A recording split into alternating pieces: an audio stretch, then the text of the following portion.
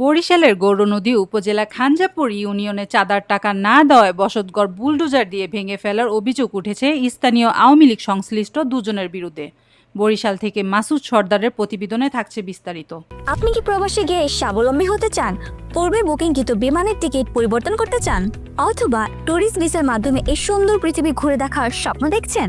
আপনার স্বপ্নকে বাস্তবায়ন করতে A to Z travels and tours আছে আপনার সাথে। ভুক্তভোগীর দাবি আওয়ামী লীগ কর্মী হিসেবে পরিচিত কমলাপুর গ্রামের রিয়াদ হাওলাদার এবং সাবেক যুবলীগ নেতা পান্নু মৃদা চাঁদা দাবি করে আসছিলেন। চাঁদা না পেয়ে তারা বিএনপি নেতা ও ব্যবসায়ী আবু সাইম ওরফে সুমন হাওলাদারের বসতঘরে বুলডোজার চালিয়ে ভাঙচুর চালান। সুমন হাওলাদার অভিযোগ করে বলেন, আমি দীর্ঘদিন ধরে রাজনীতি ও ব্যবসায়ের সঙ্গে যুক্ত, পাশাপাশি মানব সেবামূলক কাজেও নিজেকে নিয়োজিত রেখেছি। কিন্তু রাজনৈতিক মতাদর্শের কারণে আওয়ামী লীগ সংশ্লিষ্ট একটি মহল আমার উপর দীর্ঘদিন ধরে চাঁদার জন্য চাপ দিয়ে আসছিল।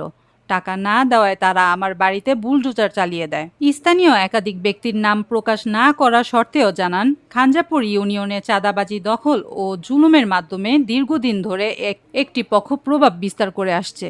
এখানে সাধারণ মানুষ সবকিছু দেখেও চুপ, কারণ প্রতিবাদ করলে হুমকি ধুমকি আসে, বলেন এক বাসিন্দা। 5 এপ্রিলের পর ঘটনাটির প্রেক্ষিতে মামলা হলে অভিযুক্তরা জামিনে মুক্ত হয়ে পুনরায় হুমকি, দখল এবং সন্ত্রাসী কার্যক্রমে লিপ্ত হন, এমনটাই অভিযোগ করেছে ভুক্তভোগীরা।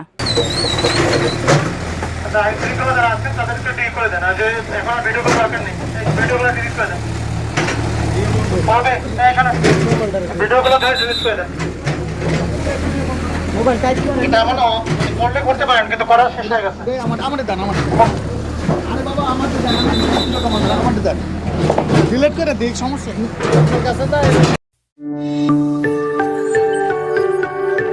ছাব্বিশ টেলিভিশন, মাতৃভূমির বন্ধনে।